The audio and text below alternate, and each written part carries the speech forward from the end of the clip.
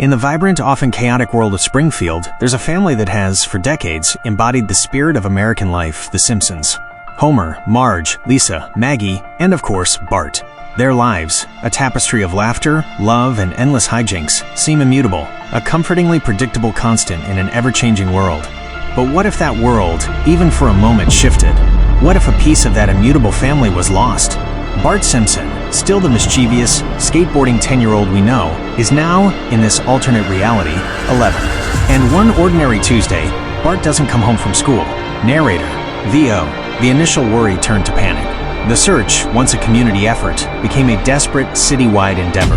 Days bled into weeks, weeks into months, and Bart Simpson, the boy who wants to find mischief, simply vanished.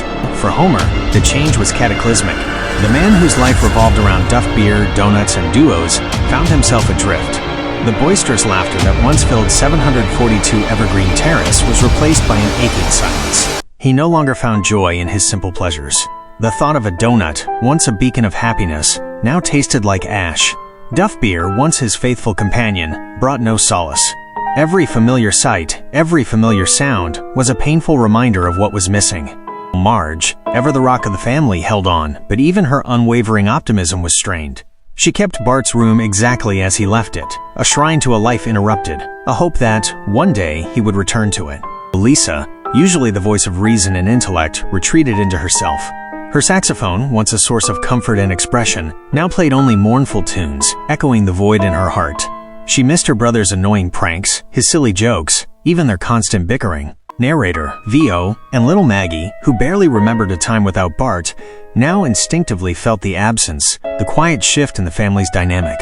She would often look towards the door, a silent question in her innocent eyes. Homer, in his grief, started to change in unexpected ways. He became withdrawn, yes, but also strangely thoughtful. He began to remember all the small moments, the exasperating pranks, the genuine bursts of affection from his son. He remembered teaching Bart to ride his bike, those rare moments of connection. He started visiting places Bart loved. The Quickie Mart, not for squishies, but just to stand where Bart might have stood. The tire yard, the comic book store. He saw Bart everywhere, yet nowhere. The power plant became unbearable. The mundane tasks, the annoying coworkers, all felt trivial in the face of his loss. He eventually quit, unable to face the daily grind without the thought of Bart waiting at home. Without Bart, Homer's purpose, once simple and clear, shattered. He spent his days wandering Springfield, a phantom of his former self, searching for a ghost. He even started volunteering at the local orphanage, a desperate attempt to fill the void, to connect with a child, any child. In the absence of his son's chaos, Homer found a new, unsettling quiet within himself. He learned to listen, truly listen, to Marge and Lisa. He became more empathetic, less selfish. The crude, thoughtless Homer began to evolve, sculpted by an unimaginable grief. But even with this profound personal growth, the emptiness remained. The laughter was gone.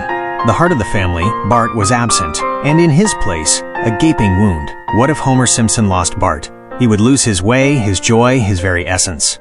But in that shattering loss, he would also find a different version of himself. A quieter, more reflective, profoundly sadder Homer. A Homer who, despite everything, still held on to the smallest crumb of hope, an eternal longing for his son. And in Springfield, life would go on, but never quite the same. Never quite complete.